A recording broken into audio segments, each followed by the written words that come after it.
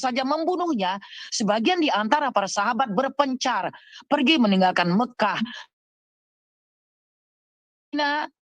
Abisinia, dan sebagian lainnya ke Madinah. Setelah mereka semua berada di Madinah, Rasulullah SAW datang kepada mereka. Maka mereka bersatu di bawah pimpinan Rasulullah SAW dan menolong beliau. Sehingga jadilah Madinah merupakan kota Islam dan bentengnya tempat kaum muslim berlindung. Saat itulah Allah memerintahkan berjihad melawan musuh-musuh mereka. Dan ayat ini merupakan ayat jihad yang diturunkan, yaitu firman-Nya surat 39 dan 40. Lanjut, selesai. Nah, ayat 40 di bawahnya, lanjut. Ini yakni, ada yakni itu. Nah, yakni kecuali mereka berkata, Tuhan kami adalah Allah. Hanyalah Allah. Yakni mereka sama sekali tidak pernah berbuat jahat terhadap kaumnya dan tidak mempunyai dosa apapun terhadap kaumnya. Melainkan hanya karena mereka mengesahkan Allah dan menyembahnya serta tidak mempersekutukannya. Istisna dalam ayat ini bersifat munqati' jika ditinjau dari kejadian yang sebenarnya. Adapun bagi kaum musyrik, hal tersebut mengesahkan Allah merupakan suatu pelanggaran berat. Seperti yang disebutkan Allah dalam firman-Nya, mereka mengusir Rasul dan mengusir kalian karena beriman kepada Allah. Surat 60 Al-Mumtahanah ayat 1. Dan firman Allah dalam kisah lain yaitu surat Al-Buruj. Iya, Al-Buruj ini 89. 88. Dan mereka tidak menyiksa orang mukmin itu melainkan karena orang-orang mukmin itu beriman kepada Allah yang Maha Perkasa lagi Maha Terpuji. Karena itulah kaum muslimin mengucapkan syair-syair berikut dalam membangun parit untuk pertahanan dan seterusnya. Ini cerita kepada pembangunan parit dalam perang Khandaq. Bunda, apa bisa aku aja yang men-share men-share tafsirnya, karena biar lebih itu kan masih ayat 39 itu Bunda. Iya. Yang 40 udah langsung. 40, udah 40, udah masuk 40. Ya, tapi masih belum itunya. Kalau yang punya aku ini coba dilihat dulu. Mana tahu beda ya. Nah, aku coba ya. Ini tafsirnya aku ambil dari tafsir ini. Sabar ya. Ini mana cara? Rupanya Abang Rudi kita nih berteman dengan Ibnu Katsir nampaknya ini. Ya, bukan Ibnu Katsir saja ini ya. Di sini Ibnu Katsir, Al-Jalalain, dan tafsir Quraisy Shihab. Kita lihat tafsir Jalalain mengatakan jelas Jalalain ini ya. Ya, di sini hampir sama ini Bunda. Tetap mereka mengatakan di situ mengenai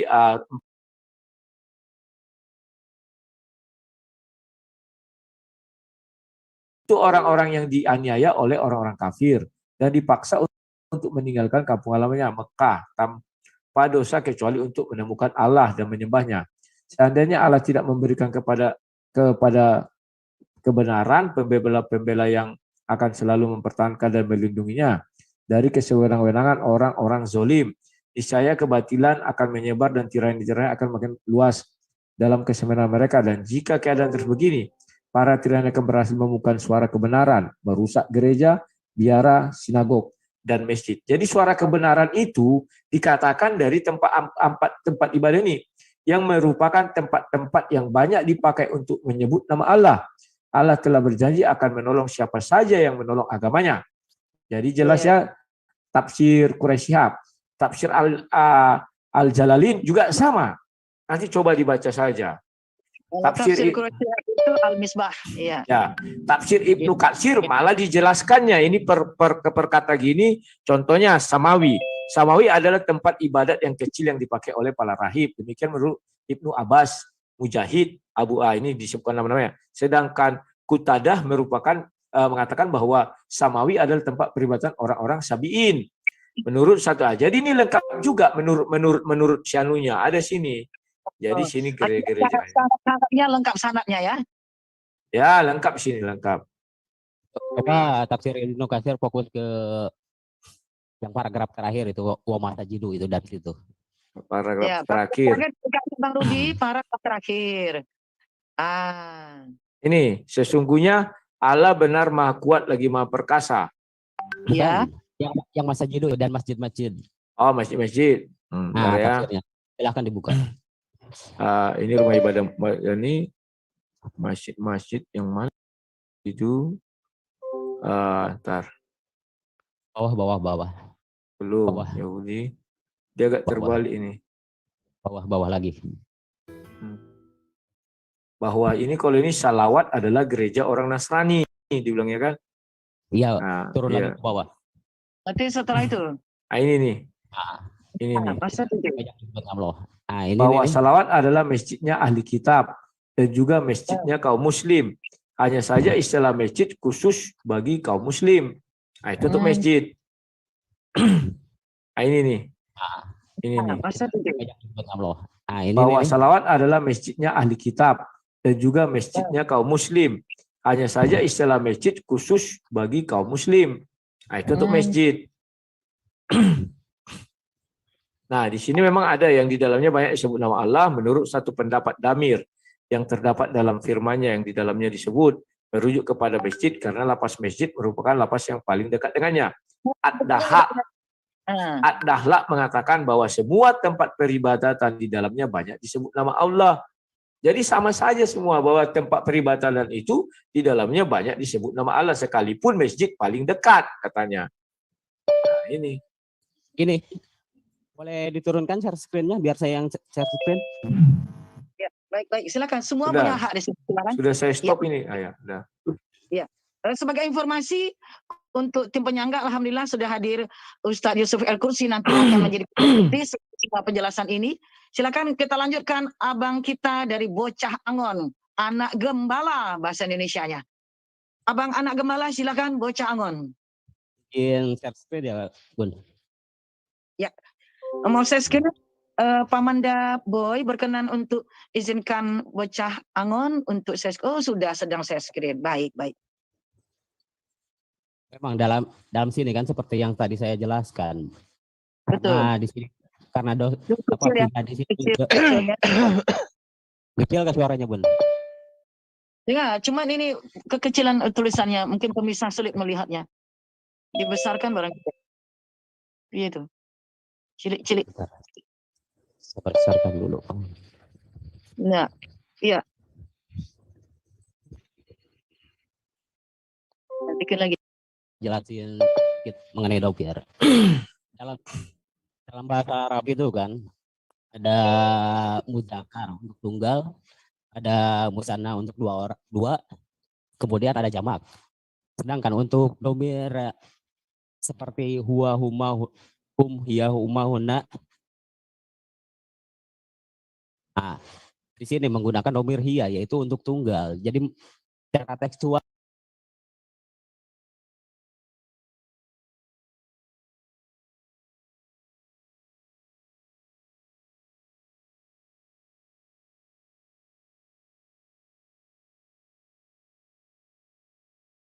sebutkan di sana. Gitu. Nah, di sini banyak juga yang berpendapat seperti yang saya katakan kan dari Daud, dari Rofi, masajidul muslimin, yaitu masjid orang-orang muslim. Dari Ibnu Asur, dari Qatadah juga sama. Memang Adohak berpendapat bahwa itu bukan khusus masjid. Kemudian kalau kita misalkan menggunakan metode tafsirul Quran bil Quran, di tempat siapa yang paling banyak disebutkan nama Allah? Kita buka Quran surat Al-Baqarah ayat 114. Al-Baqarah 114. Oh. Maaf Pak, ini ayat itu kan tidak bicara tentang mana yang paling banyak, tetapi dikatakan dari situ disebut nama Allah. Dan tafsir tadi sudah mengatakan dari empat-empatnya disebut nama Allah. Tidak dikatakan banyak-banyakan, itu tidak perlombaan loh Pak. Iya, maksudnya gini. Mungkin tidak apa-apa Bang Rudi. Kita izinkan saja beliau ini untuk memasukkan surat 2 ayat 114. Karena bersama dengan Abang Rudi berdasarkan kepada tafsir Ibnu Katsir, kalau abang kita ini dia masuk kepada surat 2 114. Karena ada metode dalam menelaah Al-Qur'an, tafsir ayat bil ayat. Silakan 2 114. Berkenan? 2 114. Kalau tidak salah bunyinya apa itu?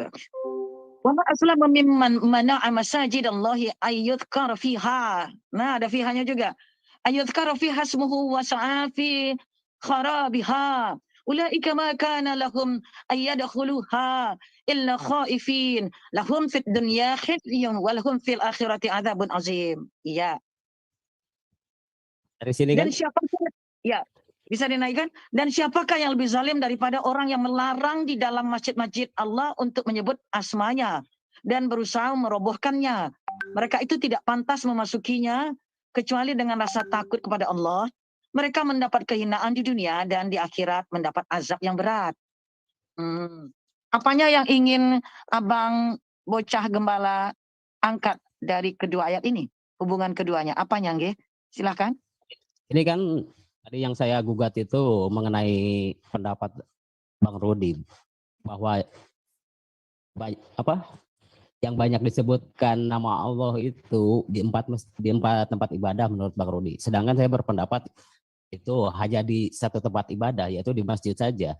Yang tadi saya sampaikan kajiannya itu kajian tekstual secara mengkaji domirnya. Sedangkan yang di sini metodenya tafsirul Quran bil Quran. Dalam artian menafsirkan Al-Quran dengan Al-Quran lagi. Di sini kan disebutkan waman atamu mimman masajidullahu dzakara fiha ismuhu. Jadi yang dimaksud tempat ibadah dalam Quran surat Al-Hajj 40 tadi itu yang banyak menyebutkan nama Allah itu ya ini masjid, bukan keseluruhannya. Bukan semua 4 tempat ibadahnya, tapi hanya merujuk pada masjid saja.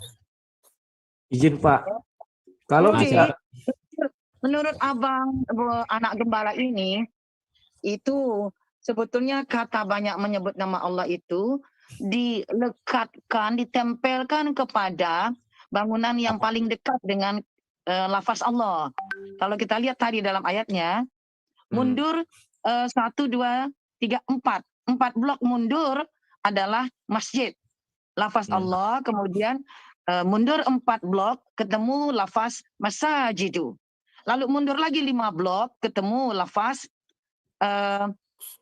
gereja-gereja. Mundur lagi 6 blok, nah ketemulah dia biara-biara. Nah kayak begitu.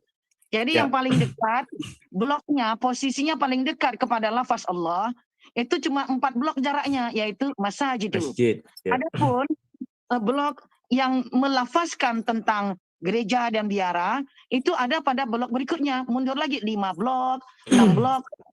Demikian. Ya Bunda, Bagaimana Bang Budi? Silakan. izin Bunda, itu sudah saya bacakan tadi di tafsir Ibnu Katsir juga dikatakan demikian. Ya, yang di dalamnya disebut itu merujuk kepada masjid karena lapas masjid merupakan lapas yang paling dekat dengannya. Tetapi Dahla mengatakan bahwa semua tempat peribadatan di dalamnya banyak disebut nama Allah. Ibnu Jabir mengatakan makna yang dimaksud yang benar adalah bahwa tentu telah dirobohkannya kuil-kuil para rahib, gereja-gereja orang Nasrani, sinagog-sinagog orang Yahudi, dan masjid-masjid kaum Muslim. Jadi keempatnya itu tetap disebutkan. Yang di dalamnya banyak disebut nama Allah. Ini saya share screen lagi. Apakah saya tidak boleh percaya atau tidak boleh mendengar Ibnu Katsir ini? Coba saya share, bisa ya gantian ya? Bentar Bang Rodi, saya jelasin dulu kan. Silakan. Memang Adohak berpendapat bahwa masjid itu bukan khusus masjid umat Muslim. Masjid bahasa artinya tempat sujud. Tapi di antara Adohak itu pendapat yang paling kuat ya ini. Mana tadi? Pendapat yang paling kuat ya ini. Masjid orang-orangnya Muslim. Itu kan sekarang gini lah metodenya. Kalau misalkan ada istilah, ada perbedaan pendapat di antara tafsir, maka kita gunakan metode yang lain untuk mengkaji pendapat mana yang lebih kuat. Itulah tadi saya tampilkan surat Al-Baqarah ayat 114. Nah, sebentar Pak, izin. Saya menampilkan 3 tafsir. 3 tafsir itu adalah Ibnu Katsir, Al-Jalalain, dan Quraisy Shihab. Ketiga-tiganya sama Pak, nggak ada perbedaan. Mereka tetap mengatakan keempat rumah ibadah ini dari dalamnya banyak disebut nama Allah. Sudah 3 tafsir loh, itu orang-orang ternama loh. Atau Ini mungkin begini saja, karena mereka manusia bukan nabi, boleh tidak kita percaya, itu lagi jalan tengahnya. kan begitu Pak Rudi. Kalau misalkan Pak Rudi membaca teks Arabiknya, tentu akan memberikan pemahaman yang berbeda. Soalnya kalau kita baca terjemahannya, kadang-kadang dalam terjemahan itu tidak jelas. Seperti domir mutasil, seperti hak tadi kan, tidak jelas merujuknya kemana. Ya, coba Bapak jelaskan. Sekarang kita ulik sesuai teksnya yang Bapak bilang tadi ya. Sedangkan sebentar, sawami itu apa kira-kira menurut Bapak? Hah? Sawami. Suami. Ya, suami ya. Aku kan tidak paham benar bahasa Baik, itu. Baik, enggak apa-apa. Bentar saya Suami. buka dulu lain ini. Kalau masalah itu istilahnya mendefinisikan suami dan yang lainnya, saya tidak ada masalah mau ditafsirkan didefinisikan sebagai gereja atau apa, tidak ada masalah. Ya, Cuman yang saya gugat di situ yaitu lapan penyebutan ismu Allah itu dilekatkan kemana? Soalnya di sana kan bekerja kalau misalkan merujuk ke semua empat tempat ibadah, bunyinya bukan fiha lagi tapi fihunna. Atau juga bisa jadi fihim karena banyak ya. Bisa jadi fihim. ya berarti apa yang mau kita katakan? Bahwa ahli-ahli tafsir juga mengatakan hal yang sama? Bagaimana kira-kira? Atau gini aja, apa kita katakan, apalah mau aku bilang ya. Orang tafsir sudah bilang begitu, aku mau bisa apa? Nanti salah-salah ngomong aku. Ya, gini. Izin berpendapat boleh? Baik, sementara Bang anak gembala, ini kita berikan kesempatan yang lain dulu. Kita nanti mengajukan kembali, insya Allah. Ini yang sudah resen adalah abang kita Pamanda Jeffrey Benyamin dan Bung Al. Yang mana yang duluan Paknya? Silahkan. Kalau untuk yang mana duluan kepada Pamanda Boy, yang mana yang duluan Pamanda Boy? Saya sebentar aja, Bun. Oh, ini siapa ini? Bang Bill ya? Al. Saya Al. Bung, silakan, Bung. Ya, jadi gini, jangan terlalu melebar dan kemana-mana. Kita lihat daripada definisi bahasa itu saja dari masjid. Mamimu itu kan dia imbuhan, itu artinya alat, pukul atau tempat atau orang, ya. Dan sujud itu kata kerja. Jordan, tolong dimatikan mic Jordan, itu agak mengganggu dia. Nah, jadi kata masjid itu tempat orang yang bersujud, gitu loh. Tempat yang bersujud. Sekarang siapa ibadahnya yang bersujud ke tanah? Itu aja. Jadi nggak usah lari ke sana ke sini, ke sono ke sana. Kan kata masjid kan yang ini yang diapakan, yang dieksplorasi tempat ibadat. Bukan Pak Al. Ya? Yang kita eksplorasi itu adalah di sana dibunyikan ada tempat ibadah, ada 4. Pertama biara-biara, yang kedua gereja-gereja, yang ketiga sinagog, yang keempat masjid. Nah, dan terus kalimat setelahnya dikatakan yang dari dalamnya banyak disebut nama Allah. Kemudian dikatakan Allah akan menolong orang yang menolong agamanya. Iya, betul. Makanya kita lihat di sini daripada definisi kata itu, daripada masjid itu katanya. Definisi kata masjid itu kita harus paham. Selain memang disebut kata Allah, tapi yang melakukan sujud kepada Allah itu siapa? Tidak ada di dalam ayat itu dikatakan sujud kepada Allah, tetapi disebut kata Allah dari dalamnya. Makanya kita harus cari akar katanya dari masjid itu. Akar katanya itu sajadah. Imbuhannya itu adalah mamimu di dalam Betul, bahasa Pak. Arab. Tetapi dalam ayat ini, di dalam, tunggu dulu, jangan potong saya. Nah, di dalam ini, daripada rumah-rumah ibadah itu, yang mendekat kepada Allah dengan cara bersujud, itu adalah masjid. Paham nggak? Makanya kami di dalam perintah Rasulullah dalam keadaan berperang, kami nggak boleh menghancurkan rumah ibadah orang lain. Salah satu dari 10 itu. Karena di tempat-tempat itu juga Allah juga disembah, tapi dicampur-campurkan gitu loh. Tapi cara menyembahnya tidak sesuai dengan apa yang Allah kehendaki. Tapi karena ada nama Allah disebutkan, kita harus respect. Itu aja. Tapi yang mendekat kalau kepada Allah, artinya penghargaan kepada nah, siapapun yang menyebutkan Allah. jadi konteksnya di situ. Campur tempatnya nggak boleh diusik-usik ya. Nggak boleh.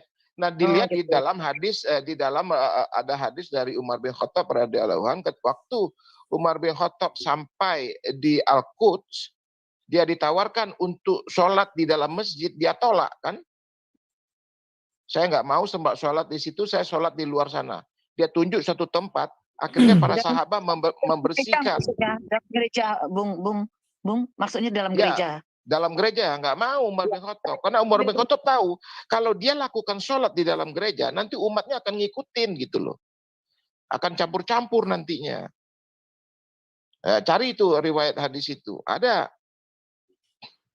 Nah, jadi tempat ibadah ya kita memang hargai, memang itu nama banyak Allah disebut. Ya hanya disebut-sebut saja, tapi gerakannya tidak yang sesuai dengan apa yang nak budu ya, menyembah kepada Allah. Sujud itu ada kata dua itu artinya juga. Untuk beribadah itu nak budu. Bagaimana menurut Bung Al kalau di sini di Amerika, khususnya dekat tempat Bung itu sisi luar dari Washington DC, itu ada masjid namanya Adam Center, itu terbesar hanya 5.000 orang. Kalau sholat Jumat itu 3 trip. Karena nggak cukup. Ya. Masjid ini bahkan menggunakan sinagog Yahudi untuk sholat Jumat. Itu yang kami lakukan. Jadi langsung bahkan kalau kita memberikan kepada yang non Muslim untuk mereka beribadah ke dalam masjid, ya monggo boleh. Tapi Muslim dilarang beribadah di dalam perumatan ibadah-ibadah mereka, gitu loh. Jadi Bunda tadi Muslim untuk sholat Jumat di khusus sinagog. untuk sholat Jumat, fatwanya memakai sinagog. Oh. Nah karena enggak cukup. Berarti tidak bisa. Fatwa baru karena enggak cukup, jadi dipinjamlah sinagog itu barang 2 jam gitu aja. Dipinjam. Ya itu kan keadaan darurat. Kan keadaan darurat itu, Bun. Maksudnya itu tidak ada saat orang sinagog itu sedang beribadah lalu kita masuk pula sama-sama. Tidak ada. Nggak ada, nggak boleh. Nah, kalau tempatnya dalam keadaan darurat, di dalam fikih, dalam ilmu Islam, di dalam ajaran Islam, hal-hal yang didaruratkan itu boleh dilakukan. Sholat nggak bisa kita berdiri, ya kita duduk. Ya karena keadaan sakit, nggak kembali bisa, Pak, nggak tunggu sebentar, Rudi, nggak bisa duduk kita berbaring, nggak bisa berbaring kita pakai isyarat mata, sholat itu wajib. Nah tidak bisa sholat mata ya harus disolatkan kalau gitu, udah mati dia, gampang. Iya. Babi haram kecuali untuk obat ya. Bukan, babi haram kalau seandainya nggak ada makanan lain lagi, nggak ada bakmi ayam, nggak ada bakso, nggak ada tahu, nggak ada warteg. Dan obat itu darurat nggak? Itu darurat nggak? Oh iya darurat. Makanya aku bilang obat bisa. Iya. Kalau darurat nggak ada pilihan lain lagi, nggak ada pilihan lain lagi daripada obat yang lain. Tapi selagi masih ada obat dari usus kucing dijadikan benang jahit, benang, ya nggak ada masalah. Siap. Itu darurat. Ya, jadi darurat. harus tahu dengan esensi ajaran Islam. Iya. Kecuali darurat gitu ya Pak ya. Oh iya, tapi bukan semua didaruratkan. Ada hal-hal yang tidak boleh didaruratkan. Siap. Jadi kembali kepada topik ini, balik kepada ayat ini.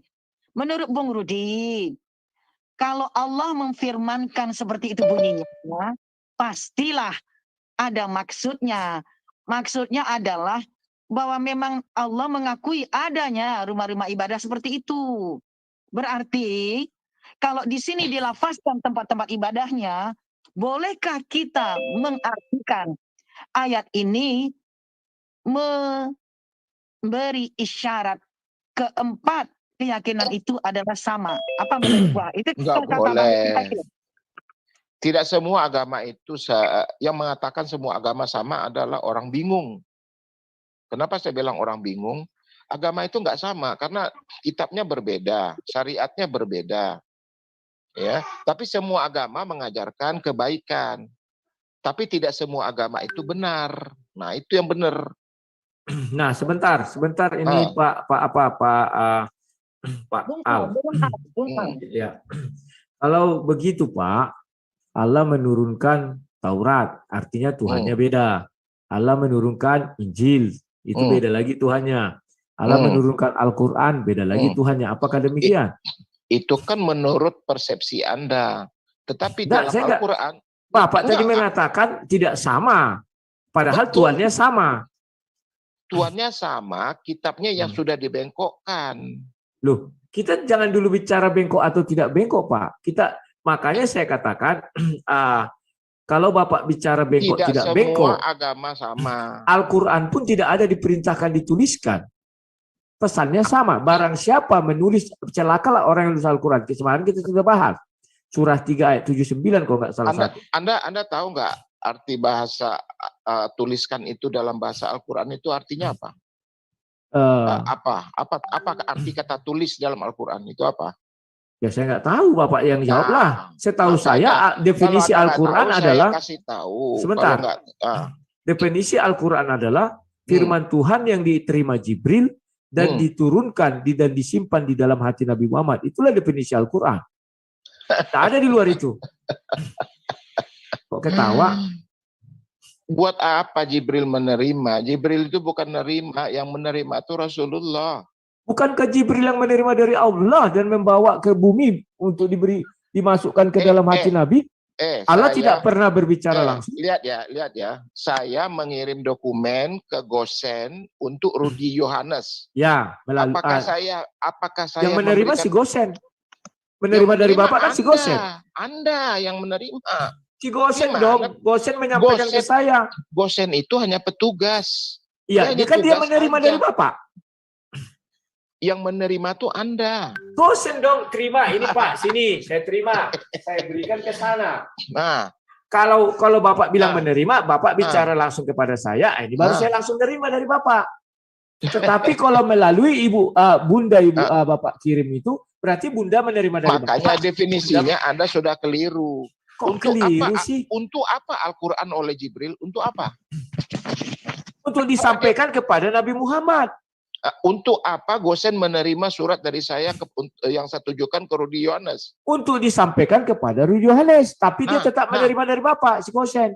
Tentulah dia bukan menerima, dia membawa, beda menerima dan membawa. Loh, Bapak kasih kitab. Apa enggak Bapak kasih kiriman Bapak kepada Gosen? Apa Gosen tidak menerimanya? Tunggu, apa arti kata kitab? Apa arti kata kitab dalam benak Anda? Kalau dalam benak saya kitab itu buku. Tetapi kalau dalam ajaran Islam tidak harus buku. Tetapi firman yang diterima Jibril itu disampaikan kan itu tidak sekaligus turun. Jadi Jibril naik, terima, sampaikan. Terima, sampaikan. Terima, sampaikan. Saya kasih tahu sama Rudi Yohanes, Anda tadi sudah mengatakan kitab itu buku, itu keliru. Memang saya bilang tidak, kalau di dalam agama Kristen kitab buku. Kalau di dalam agama Islam tidak. Kan saya bilang. Itulah sebabnya, sebentar Pak. Definisi Al-Quran adalah firman Tuhan yang diterima oleh Jibril yang ditaruh di dalam hati Nabi. Di luar itu bukan Al-Quran. Yang di dalam hati Nabi itulah Al-Quran. Gimana ditaruh dalam hati Nabi? Siapa yang menaruh? Jibril dong, ada ayatnya. Gimana sih Pak? Kok ketawa? Makanya Anda belajarnya yang benar. Sudah benar. Pertama, saya kasih tahu. Bang Rudi ini kuliahnya dulu di Universitas Ahmad Dahlan, Kiai Haji Ahmad Dahlan. Jakarta. Dolan-dolan kali, dolan-dolan. Sekarang gini ya. Kok dolan? Saya punya ijazah kok dari sana. Lihat, dengar. Ijazah itu tanda Anda sekolah, bukan tanda Anda pintar. Paham nggak? Itu kalau saya bersekolah. Itu tanda pintar, mana bisa dapat ijazah kalau bodoh? Artinya nggak lulus. Gimana sih Pak Ali ini? Anda beda lagi. Sekarang kita balik kepada ada orang bodoh dapat ijazah? Nggak ada itu. Bisa. Siapa? Sepanjang dia sekolah dia dapat ijazah. Siapa bilang nggak lulus lah? Gimana sih? Orang ada ujian-ujiannya kalau bodoh. Jadi Pak, orang yang dapat ijazah itu masuk kategori pintar. Cuma jenius enggak? Bukan. Ijazah itu hanya menandakan Anda sekolah. Apakah saya salah? Bisa juga. Nah, Tetapi jangan Bapak bilang tidak Tapi menandakan itu sebuah kepintaran. Mana ada Betul. orang bodoh dapat ijazah? Aneh-aneh aja Bapak.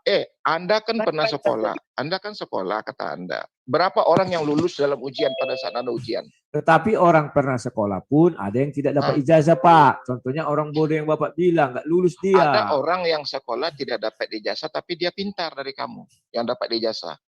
Ayo. Siapa bilang orang pintar tidak dapat ijazah? Aduh, baru tahu aku. Udahlah. Kembali ke konteks. Kembali ke topik lah.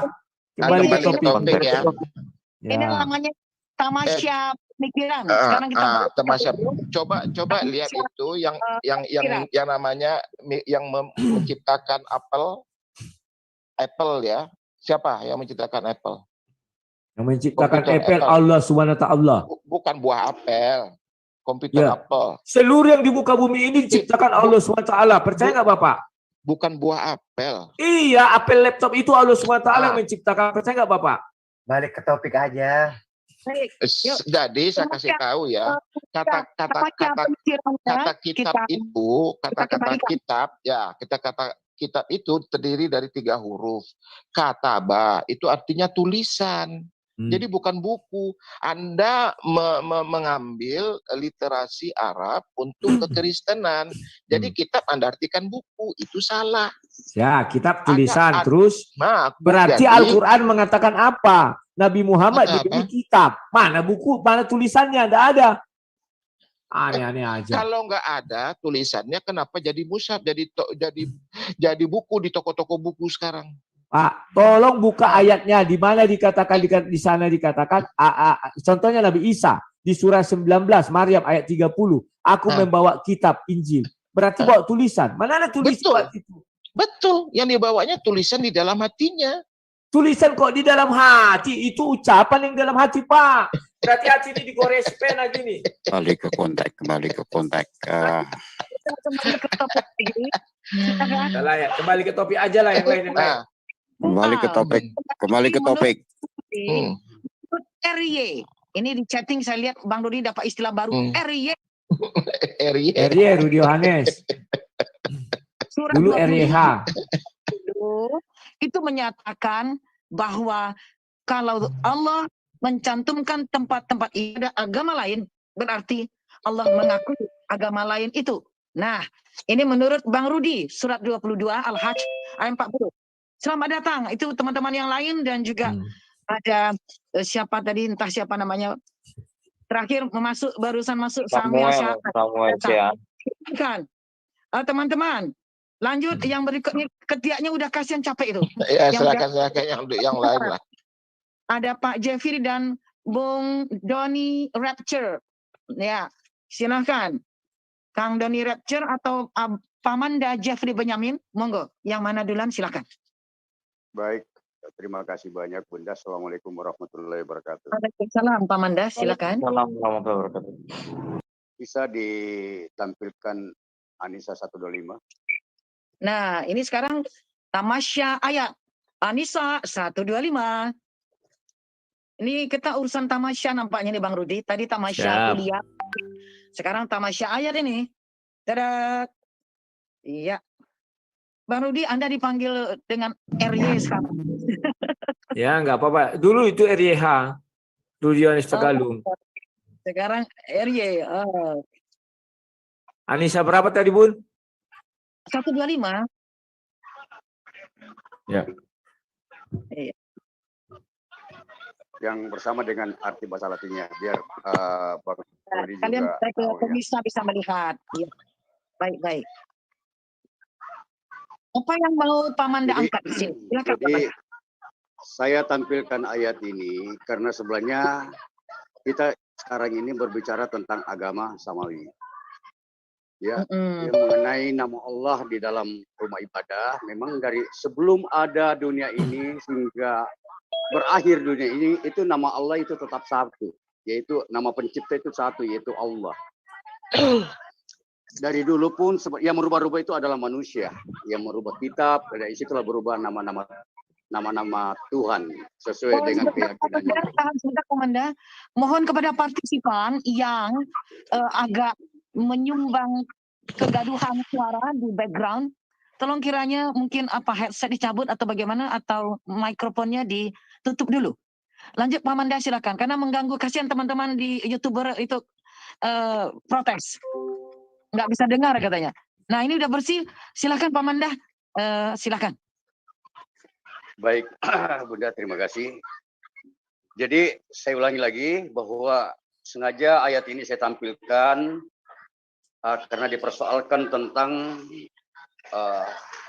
ini sebenarnya yang dipersoalkan adalah agama samawi, yaitu agama samawi itu adalah turunan Nabi Ibrahim. Begitu Bunda. Jadi mengenai nama Allah, seperti yang saya katakan bahwa nama Allah itu sebelum bumi ini ada dan sampai bumi ini pun hilang, Allah nama pencipta itu tetap satu, yaitu Allah. Jadi dari sejak dulu itu nama Allah tetap ada. Di rumah manapun, di rumah ibadah manapun tetap nama Allah. Dan semua nama ajaran samawi itu memang berasal dari sang pencipta, Bunda. Itu jadi anunya, makanya dilaranglah kita untuk merusak, ya, karena itu tetap itu memang ajaran dari pencipta, gitu, Bunda. Jadi jelas di sini kita ketahui. Ayat ini bisa dibaca maknanya biar teman-teman netizen paham, barangkali Pak Manda, silakan. Baik. Dan siapakah yang lebih baik agamanya daripada orang yang ikhlas menyerahkan dirinya kepada Allah, sedang dia pun mengerjakan kebaikan dan ia mengikuti agama Ibrahim yang lurus. Dan Allah mengambil Ibrahim menjadi kesayangannya. Jadi di sini jelas Allah mengambil Ibrahim menjadi kesayangannya. Jadi di sini sebenarnya menceritakan tentang agama samawi, apa yang dipersoalkan tadi dengan Bang Rudi Yohanes. Jadi seluruh ajaran-ajaran samawi, ya, dari turunan Nabi Ibrahim itu memang ajaran dari pencipta. Dan nama pencipta itu memang itu Allah. Yang merubah-rubah itu adalah manusia-manusia dengan keyakinan-keyakinannya merubah tentang nama-nama pencipta itu, sehingga terciptalah sekian banyak nama pencipta. Itu aja Bunda, ya mungkin agak-agak ini saya jelaskan itu jelas adanya bahwa kenapa dipersoalkan nama Allah, ya memang nama pencipta adalah Allah. Dan ajaran-ajaran tadi itu semuanya memang berasal dari ajaran pencipta Bunda. Karena ini menyangkut agama samawi sebenarnya. Demikian Bunda. Begitu rupanya. Ya, yeah. Baik. Terima kasih Pak Manda. Jeffrey, silahkan ditanggapi dulu oleh Abang Daru. Ya, terima kasih Bunda. Ya, saya setuju dengan Pak Jeffrey Benjamin tadi. Dia bilang karena itu maka orang Muslim dilarang untuk merobohkan rumah-rumah ibadah orang-orang yang tadi disebutkan itu, Nasrani, gereja, dan sinagog. Dan berarti untuk di Indonesia tolong sebarkan ayat ini agar tidak ada lagi perobohan gereja atau penutupan gereja atau segala macamnya. Karena bagaimanapun dari dalamnya banyak disebut nama Allah, sekalipun itu lebih banyak masjid, itu kita tidak permasalahkan, tetapi ayat itu mengatakan dari dalamnya banyak disebut nama Allah. Nah, sekarang mengenai surah yang dibuat Pak Jeffrey, saya juga setuju. Surah An-Nisa 4 ayat 125 ini ya. Ya. Nah, di situ dikatakan, dan siapa yang lebih baik agamanya daripada orang yang ikhlas menyerahkan dirinya kepada Allah, sedangkan dia pun mengerjakan kebaikan, dan ia mengikuti agama Ibrahim yang lurus, dan Allah mengambil Ibrahim menjadi kesayangan. Saya setuju. Kesayangan Allah itu Ibrahim, tapi nggak tahu saya. Kadang saya dengar di lagu kesayangan Allah itu adalah Nabi Muhammad. Mungkin perlu nanti itu penjabaran sajalah. Dan di sini memang dikatakan agama Ibrahim itu adalah agama yang lurus. Pertanyaannya, mengapa kemudian muncullah yang namanya Yahudi, muncullah namanya Nasrani, muncullah yang namanya Islam? Harusnya agama Ibrahim ini aja satu, sudah selesai semua, lurus. Dan Nabi Muhammad pun ada ayatnya diperintahkan untuk mengikuti ajaran atau milah Ibrahim. Saya nggak tahu kenapa di dalam hukum Islam itu 5 rukun Islam tidak masuk sunat misalnya. Ya, gitulah kira-kira yang mau saya sampaikan. Terima kasih kepada Pak Jeffrey yang mengatakan itu agama-agama samawi ya. Ya memang saya percaya Allah SWT mengenal 4 agama itu dan melindungi rumah ibadah itu karena dari dalamnya banyak disebut nama Allah. Terima kasih. Jadi berarti menurut Abang Rudi itu tempat ibadah. Kalau ternyata rumah biasa saja, lalu banyak disebut nama Allah, maka itu juga akan dilindungi. Begitu, Abang? Tidak, kalau rumah biasa tidak. Harus Tidak. merujuk kepada biara, gereja, sinagog, dan masjid. Itu suara motor punya siapa itu? Ditutup dulu apanya? Betul. Mic-nya. Barangkali teman-teman yang merelay, yang memonitor, tolong mikrofonnya ditutup dulu. Kita lanjutkan. Sudah ketiaknya sudah capek ini, ketiaknya udah ada tumbuh kelapa di ketiaknya nampaknya ini Abang Rudi. Kasihan. Nah, Silakan. yaitu abang kita Kang Doni Aji. Silakan Kang Doni Aji. Iya, Assalamualaikum warahmatullahi wabarakatuh. Selamat malam Bang Rudi. Selamat malam Pak Doni. Ya, dari yang saya simak dari awal ya, saya di pertengahan setengah jam yang lalu mungkin saya menyimak nih kajian bersama Benar Sumangkut dan Abang Rudi dan bersama teman-teman di sini, saya akan coba menyimpulkan sajalah ya, tentang apa yang dipolemikan Bang Rudi dalam satu surah ayat yang menyatakan ada satu agama yang dibenarkan oleh Allah, gitu, Yahudi, Nasrani, dan kaum Sabiin, begitu, atau Nasabiin. Jadi saya akan membuat satu simpulan hikmah saja. Kita berhikmah saja karena Al-Quran itu bisa disebut wahyu yang terkandung di dalamnya suatu hikmah dari risalah Nabi Muhammad SAW dan yang sangat penting sebagai wahyu Allah, begitu. Kaitannya baik lagi dengan agama-agama apa yang telah dijelaskan di dalam Al-Quran itu sendiri, termasuk yang telah dibahas oleh Bang Rudi Yohanes, ya, agama Yahudi, agama Nasrani, dan Sabiin. Wahyu itu ada dalam Al-Quran dalam surat apa, begitu ya. Ini hikmahnya dalam surat An-Nasr, boleh tolong bantu share. Ini ya, surat yang pendek. Iya. Jadi akan jelas nanti kaitan apa ayat antar ayat berkelindangnya seperti apa. Surat 113. Surat 113 ya. Kalau Bunda detail itu nomor dan angka urutan surat. Keliru, 110 ya, 110 maaf. Iya, ini lamanya hermeneutik. Ya kan? Iya. Jadi di sini dikatakan idza jaa nasrullahi wal fath wa ra'aitan nasa yadkhuluna fi dinillahi afwaja fasabih bihamdi rabbika wastaghfir innahu kana tawwaba.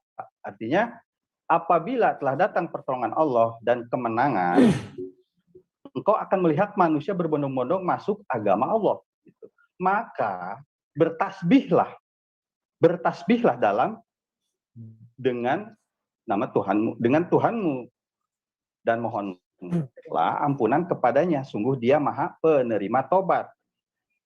Di sini dalam surat An-Nasr jelas dalam surat An-Nasr ini tentang perintah Allah langsung untuk banyak dalam penyebutan fasabih bihamdi rabbika wastaghfir itu untuk membanyakan menyebut nama Allah dalam istilah bertasbih itu kan subhanallah, maha suci Allah, walhamdulillah, segala puji hanya bagi Allah, wa ilaha illallah, tiada Tuhan selain Allah, Allahu Akbar, Allah yang maha besar. Tetapi rujukannya apa dalam surat An-Nasr ini tidak didapati istilah makna Islam, agama. Apakah yang dimaksud dalam surat An-Nasr sebagai yang disebut sebagai agama Allah? Disinilah hikmahnya ketika wahyu Allah kepada Muhammad SAW itu ditegaskan kembali dalam wahyu di masa-masa terakhirnya Rasulullah di Mekah, begitu ya, dalam perisalahannya sebagai nabi itu kita bisa dapati di surat Al-Maidah begitu, surat Al-Maidah ayat 3. Surat Al-Maidah ayat yang terakhir turun. Ya. Surat 5 ayat 3. Nah, ini hikmahnya. Kenapa ini surat wahyu yang pamungkas diberikan Allah langsung kepada disampaikan kepada Rasulullah begitu. Inilah al-yauma akmaltu lakum dinakum wa atmamtu alaikum ni'ma wa raditu lakumul Islam madina, kan seperti itu. Nah, inilah begitu ya. Pada hari ini telah kusempurnakan untuk kamu agamamu dan telah kucukupkan kepadamu nikmatku dan telah kuridhoi Islam itu menjadi agamamu. Maka barang siapa terpaksa karena kelaparan tanpa sengaja berbuat dosa, sesungguhnya Allah Maha Pengampun lagi Maha Penyayang. Nah, artinya di sini ada satu hikmah kenapa ini menjadi ayat pamungkas gitu ya, yang diterima oleh Rasulullah Muhammad SAW. Inilah hikmah ketika wahyu Al-Quran diturunkan secara bertahap dan tartil begitu loh. Tetapi demi kesempurnaan risalah tentang manakah agama yang dirujuk langsung oleh Allah untuk seluruh manusia di akhir zaman, untuk tidak membingungkan, untuk diikuti secara secara ridho dan rela, itulah Islam dengan penyebutan pengikutnya adalah kaum muslimin, seperti itu. Jadi disinilah hikmahnya untuk menetapkan bahwa hanya agama Islamlah yang akhirnya diridhoi Allah sebagai petunjuk untuk seluruh manusia di akhir zaman, begitu.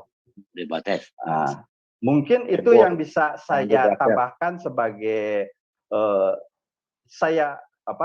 bahan saya menyimak ketika Bang Rudi mempertanyakan siapakah agama yang dimaksud oleh Allah. Itu memang termaktub dalam Al-Quran, tetapi hikmahnya ketika Rasulullah menyempurnakan risalahnya dalam wahyu di Al-Maidah ayat 3, jelaslah adalah Islam yang paling diridhoi, yang harus diikuti begitu untuk manusia-manusia yang ingin bertakwa setakwa-takwanya kepada siapakah itu Tuhan yang satu-satunya wajib disembah, dan risalah mana yang paling benar dan aplikatif sebagai kita manusia di akhir zaman yang tidak akan datang lagi kepada kita seorang nabi, seorang utusan, dan kitab pewahyuan yang dari Allah itu sendiri, begitu loh. Oke. Mungkin itu saja Bunda dan Bang Rudi Yohanes, semoga bisa sedikitnya paham, karena saya juga bukan seorang yang ahli tafsir Al-Quran, hanya saja saya memaparkan ini secara hikmah seperti itu. Ya, itu hikmah yang disampaikan oleh Akang Doni Aji. Ya, setelah ini nanti kiranya A Helmi dapat tampil sebentar untuk menyampaikan program kita. Baik. Yep. This is Dream today, the special talk show bincang bareng tamu Bunda Semangkut, yaitu RY, Bapak RY, Abangda Rudi Yohanes. Abangda mengatakan surat 2. Kali ini Abangda Rudi mengulik surat 22 ayat 40. Satu perikop dengan ayat 39 di atasnya dan 41 di bawahnya. Ya, Abang Rudi menyatakan bahwa kalau dalam Al-Quran memberi tempat kepada 4 tempat ibadah, berarti menurut Abang RY itu suatu sinyal pengakuan dari Allah dalam Al-Quran kepada 4 tempat ibadah. Sementara disanggah oleh tadi Bapak Ja'far. No, kata Pak Ja'far. Islam adalah inna dina indallahil Islam. Kemudian dibantah pula oleh ini adalah abang kita, bocah Angon. No. Itu mengarah kepada masjidu, yaitu tempat yang banyak disebut nama Allah. Dibantah lagi barusan oleh Pak Jeffrey dan Abang Doni. Nah, Bung A tadi membawa kita tamasya pemikiran. Lalu gimana sih Abang Nurudi ini, Bang Eri, setelah orang-orang memaparkan pendapatnya kepada jenengan ini, gimana menurut Anda? Oke, terima kasih. Kasih ngotot bahwa itu menunjukkan Al-Quran menerima bermacam tempat ibadah, berarti bermacam kelompok iman ini. Nah, kenapa? Menurut Bang Rudi, Terima apa kasih. kenapa begitu? Ya, saya jawab dulu. Tadi apa yang disampaikan Don Rapture itu saya juga sangat-sangat setuju. Tidak ada yang saya bantah. Dia mengatakan, sebentar, dia mengatakan bahwa agama yang disempurnakan itulah katanya ayat terakhir adalah Islam. Artinya agama Ibrahim itu tidak sempurna. Dan mengapa Allah SWT justru meminta Nabi Muhammad untuk mengikuti agama yang tidak sempurna, yakni agama Ibrahim? Saya nggak ngerti. Itulah kalau menurut pendapat si Don Rapture tadi. Ya kan, surat yang dibilangnya surat pamungkas. Bahwa itu agama disempurnakan, yang paling sempurna. Sementara perintah itu adalah untuk mengikuti agama Ibrahim. Artinya agama Ibrahim, agama yang tidak sempurna.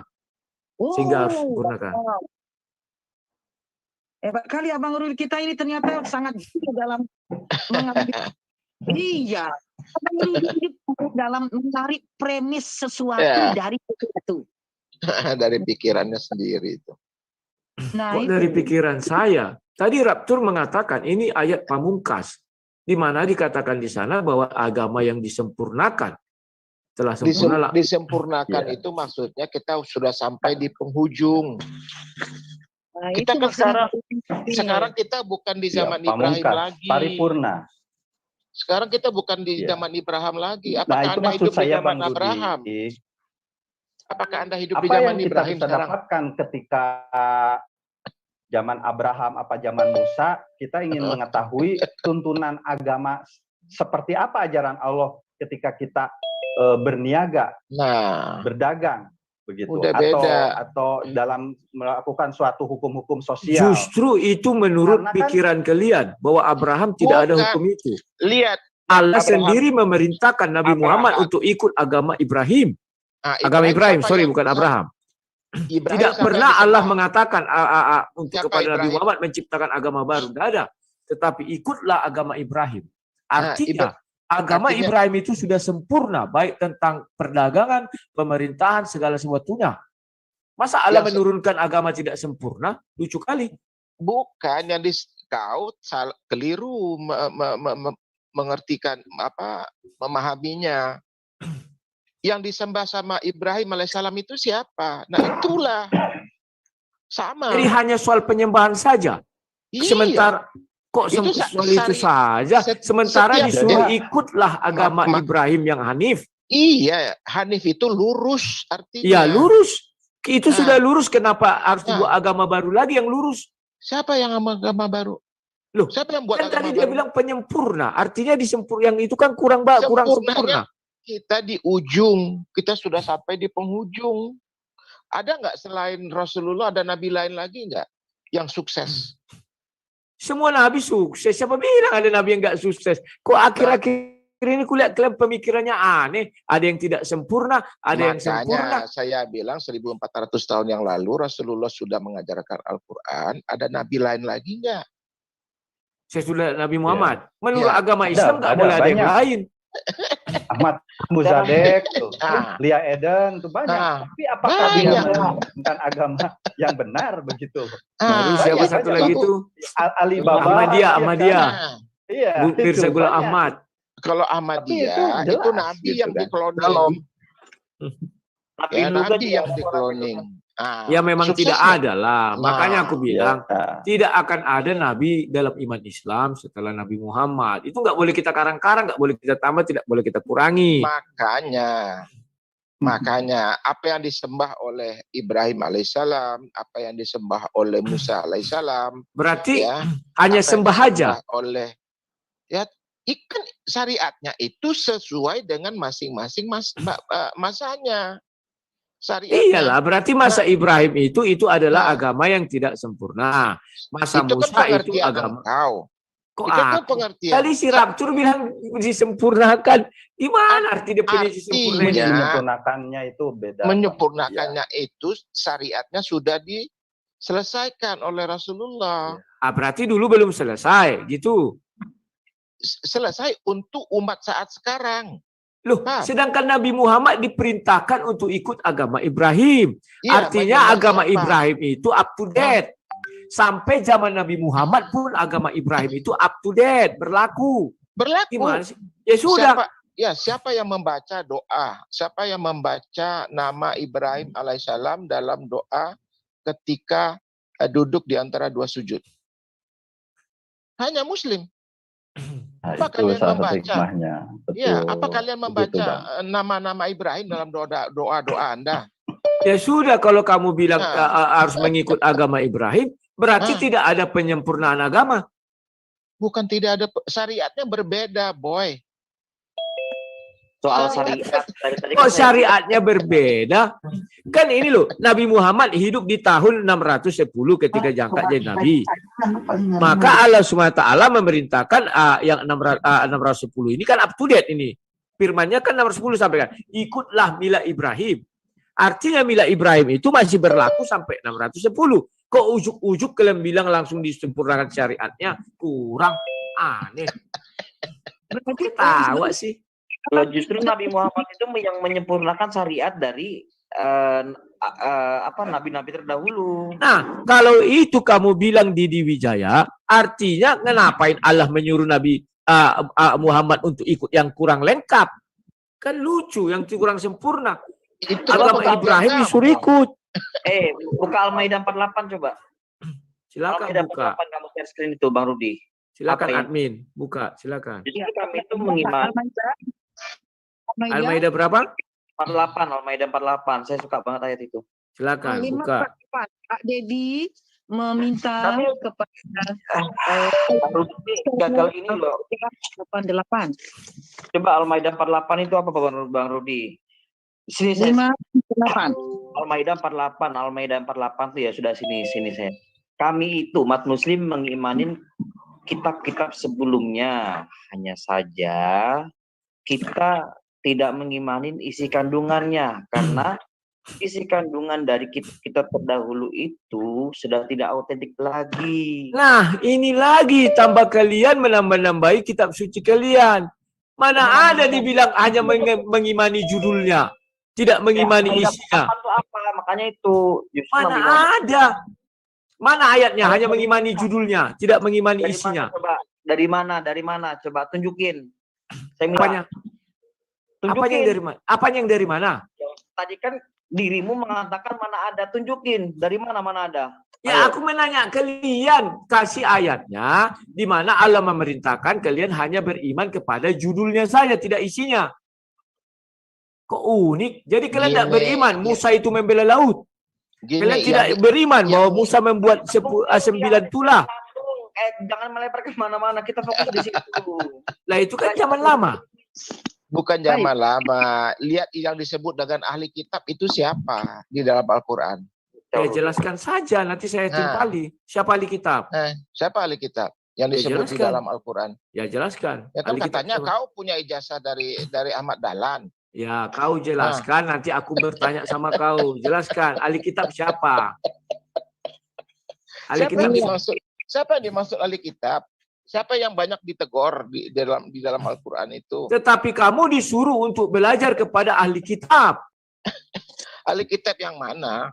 Nah, makanya kau tambah lagi ahli kitab yang mana. Terserah yang mana, intinya ahli kitab itu definisinya sama. Iya. Kamu disuruh belajar sama ahli kitab, kenapa kamu nggak belajar? Kacau Saya sekali. bilang nggak belajar.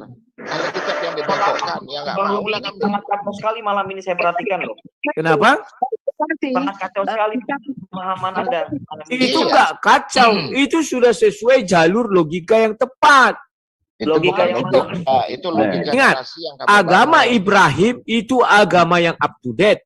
Sehingga Allah memerintahkan Nabi Muhammad untuk ikut agama Ibrahim. Untuk membenarkan iman Anda itu. Tidak. Saya tidak membenarkan iman saya. Ada ayatnya di Al-Quran kok. Ada ayatnya. Coba kita lihat itu di Al-Baqarah 132. Bun, tolong Bun. Apa wasiat Nabi Ibrahim? Oh, tentang ati Allah, ati Rasul. Ya. Apa wasiat Nabi Ibrahim? 132. Oh, wasiat dari baginda Ibrahim. Salam. Ya, ya. Nih saya Inilah bacakan aja artinya ya. Dan Ibrahim telah mewasiatkan ucapan itu kepada anak-anaknya. Demikian pula Yakub. Ibrahim berkata, hai anak-anakku, sesungguhnya Allah telah memilih agama ini bagimu. Maka janganlah kamu mati kecuali dalam memeluk agama Islam. Paham? Itu wasiatnya ya. Itu Wasiat. terjemahan lama, terjemahan baru dibilang Muslim, bukan agama Islam. Muslim, kamu harus belajar bahasa Arab. Muslim itu akar katanya apa? Islam. Kalau ditambahkan dengan imbuhanmu, kan saya bilang tadi, mamimu, itu memakna arti dari tempat.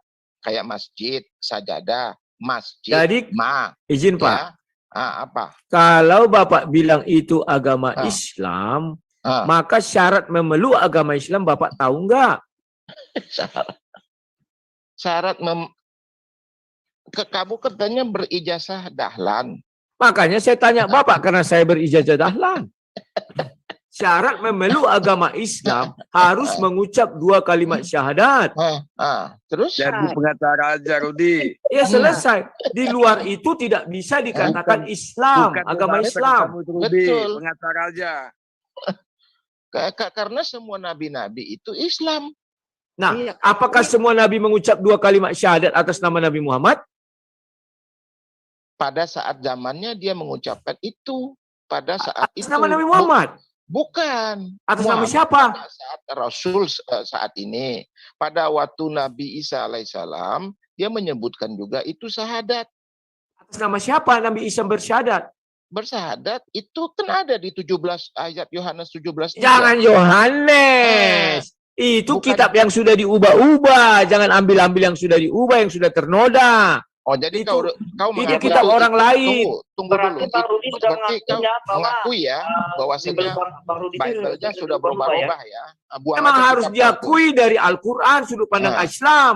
Kan kita bicara Islam sekarang. Gimana sih? Menurut Islam, Alkitab itu bukanlah Yohanes. Nggak kenal Allah SWT sama Yohanes. Jangan karang-karang kalian. bukan Kan mengarang-arang, justru bukan Bang Rudi. Mengarang Itu kalian. arti- Sejak itu kapan Allah ada. SWT kenal Yohanes penulis Injil itu? Sebutkan. Mana buktinya? Ya kalau Nggak gitu buang ada. aja. Iya, buang aja Yohanes itu. Itu Jangan kitab kau suci pakai. kami. Nah, buang aja. Bedakan. Di dalam Al-Quran, kalau saya tanya tentang iman Islam, jawablah dari Al-Quran. Jangan lari ke Bible itu. Sudah bengkok, kalian bilang. Iya, di Sudah dalam Bible diubah. itu masih ada sekitar berapa persen yang belum bisa dihapus. Shalom, shalom. Berapa persen yang belum bisa dihapus? Iya. Shalom. Baik, Apakah baik, baik. penulisnya Masih adalah ada Matius, jejak- Markus, jejak. Lukas? Masih ada jejak-jejak yang bisa. Apakah yang bisa penulis direferensikan. Injil Nabi Isa itu adalah Matius, Markus, Lukas? Coba Bukan. dijawab. Bukan. Ya sudah, kenapa kau Nah, bilang ada sudah. sisa? Berarti Ya. nggak ada sisa dong. Ngarang. Dari para sejarawan itu masih ada sisa. Berarti sejarawan itu Nabi. Bukan nabi, dia Ya udah, menggunakan aduh, pusing nama aku, Yohanes. pening. Kau yang Oke. pening, kami nggak pening, kau yang pening. Yang pening itu kamu, Pak. Kau yang pening. Saya coba ini kan Bunda bisa di Kita nampaknya bisa ini, tidak Bunda. semakin mengarah kepada Nah, Ya. lihat lagi di Taurat, Kita- lihat lagi di Taurat apa hukum utama? Apa kata hukum utama Nabi Isa alaihissalam? Nah, Taurat yang mana? Yang Lagi. diturunkan Allah SWT kah? Atau yang diturunkan oleh Allah yang dalam Bible? Ya tentu bukan yang kau curi dari agama Yahudi. Siap. Tunjukkan. Apakah Taurat yang diturunkan Allah SWT ada kejadian keluaran ulangan umat? Tunjukkan Apanya? buktinya ada. Gak Ngapain? sanggup kau deh. Bukan Gak sanggup kau, Pak. Gak sanggup. Itu sudah nggak laku lagi bagi Muslim. Lah, saya tidak Itu tanya orang laku Muslim apa nggak tidaknya. Tadi kau berusaha Muslim nggak mengambil dasar teorimu dari kitab Taurat. Coba Karena- sebutkan apa isi karena- Taurat. Karena di dalam Al-Quran ada disebutkan Taurat. Jadi Hanya kami harus disebutkan ya. meneliti. Apa isinya? Coba. Ya, kami Apakah harus isinya meneliti. kejadian keluaran ulangan umat bilangan? Nah, makanya Kak, itu kan siapa yang punya itu kitab sekarang? Tapi Allah SWT kau bilang harusnya kalian tahu apa isinya. Sekarang siapa yang masih memegang kitab itu? Islam harus tetap memegang itu. Tidak satu ayat pun di Al-Quran membatalkan Taurat, Enggak. Injil, dan Zabur. Islam Tak Allah ada. hanya menerangkan bahwasanya Allah pernah menurunkan Taurat. Loh, buka Allah surat 3 menerangkan ayat 3. Coba Zabur. buka surat 3 ayat 3. Nah, Ayo, tolong admin bantu buka surat 3 ayat 3. Coba buka surat 3 ayat 3. Al-Maidah 48 kan masa masuk kurang jelas Bang Rudi. iya, Tolong dibuka surat 3 ayat 3. siapa yang menjalankan wasiat Nabi Ibrahim alaihissalam sekarang? Tolong dibukakan surat 3 ayat 3. Buka aja lah sendiri. Ya, ini admin sudah buka. Tidak apa-apa. Santai lah kita diskusi. Ya, aku bacakan. Dia Apa menurunkan kitab, buka kurung untuk kurung Al-Quran kepadamu dengan sebenarnya. Membenarkan kitab yang telah diturunkan sebelumnya dan menurunkan Taurat dan Injil. Artinya di situ Membenarkan itu artinya pernah turun. iya dibenarkan. Artinya isinya kalian harus tahu. Maka disuruhlah kalau kalian nggak tahu, bertanyalah kepada ahli kitab. Isinya itu yang belum dibengkokkan. Kandungannya kan Yang belum kamu bengkokkan. Jadi Mana ada Al-Quran kami bengkokkan kitab Allah SWT? Siapa bilang nggak ada dibengkokkan? kacau Yang mana coba tunjukkan? Yang mana kitab Allah SWT kami bengkokkan? Hebat kali kami Lah, membengkokkan itu kitab Allah tadi SWT. itu tadi kau bilang Injil itu apa? Subhanahu wa ta'ala tahu. Itu punyanya orang Markus Kristen. tahu. Tuhan orang Kristen berbeda dengan Allah SWT. Allah SWT hanya tahu mengucapkan Injil tanpa tahu isinya. Dia yang turunkan kok dia nggak tahu isinya? Ya, mana isinya? Coba Masya tanya Allah. dulu. Apa isinya? Aku tanya dulu kau, apa nama kitab Injil itu? Injil itu kan pasti ada isinya. Isinya Coba sebutkan satu saja. Satu saja sebutkan. apanya? Ya isi Injil itu. Contoh, kitab Ah. Al-Quran itu terdiri dari 114 surah. Sekarang Injil terdiri dari berapa surah atau berapa ayat? Kalau kau tahu. Nggak ada. Ya nggak tahu, kau saja nggak tahu. Ya karena Kenapa kau sudah nggak bikin tahu? sendiri. Kenapa Kau kau juga- nggak tahu? Karena kau Allah juga SWT juga menempel. tidak berfirman. Siapa bilang tidak berfirman? Kau Ya, aja mana? yang Coba terbalik. buka. Ya coba buka. Mana? Mana lah isinya Injil itu? Mana Injil itu? Mana Injil itu sekarang? Ya nggak Mana tahu aku itu? Injil Allah SWT kemana? Aku nggak tahu. Ya udah kalau nggak tahu nggak usah dicakap. Nah, maka dari itu bro, Kalau kau nggak- disuruh bertanya kepada ahli kitab. Ahli kitab Karena yang ahli mana? kitab, Bukan ya ahli terserah kibul. kau lah. Bang, Alkitab mana yang kau rasa baik? Bang, izin bang. Ini debat kusir nih bang, debat kusir nih. Bang Ya Rudi, dia yang ngajak kusir. Saya cuma duduk-duduk aja di sadonya. Ya baik, karena sudah ada yang raise hand yaitu abang kita dua Kasih orang ganti yang dan lain. Bang Tia. Juga dalam chatting ada abang kita Kang Yuas. Nanti berturut-turut sekarang Udah, kepada udah, Bunda, non-muslim udah, Kang Billy, udah bunda. Bang Aditya dan Kang Yuas. Ya, monggo Ah, standby. Bang Billy bentar. silakan. Bentar bunda. Ya udah bunda lanjut aja bunda. Aku paling nggak suka kalau ngomong lagi di mute ini paling nggak suka saya. Oke bunda lanjut bunda. Baik, Terima siap. kasih bunda ya. Assalamualaikum. Siap Kakanda, baik ya. Abang Billy, kemudian lanjut Kang Aditya dan Kang Yuas. Ini Silakan. tadi sudah, Aditya lagi lah. Oh, kata Bang RY, sekarang Bang Aditya. Oke, terima kasih. Tapi ini pertanyaannya boleh ke arah Muslim atau gimana? Halo? Ya, ini kepada siapa saja yang hadir. Oke, terima Kan kasih, Bunda. sesi partisipan bebas. Oke. Dari tadi aku udah dengar ya. Itu benar kata rekan tadi itu debat kusir. Kenapa debat kusir? Karena ada pihak yang menggunakan bahasa monyet, ada pihak yang menggunakan bahasa yang universal accepted gitu Bunda. Jadi aku bertanya, Teman-teman, Bunda sebagai pemandu acara mohon kemaafan untuk telah terdengarnya ujaran-ujaran, ya telah terdengarnya ujaran-ujaran yang tidak berkenan. Insya Allah kita, oke? Tidak ada lagi permonyetan atau apapun. Jika ditujukan tunjuk hidung ketika sedang head to head, berarti kan tunjuk hidung, tidak ada bahasa itu. Demikian, terima kasih Kang Aditya, lanjut. oke, terima kasih. AR, Sebenarnya dimatikan dulu, suara motornya kuat. AR. Betul sekali, terima kasih Bang Rudi. ya, kita kan berbicara ini dalam diskusi ini menggunakan bahasa Indonesia. Kan begitu. Nah, artinya Surat 22 ayat 40. Apa itu?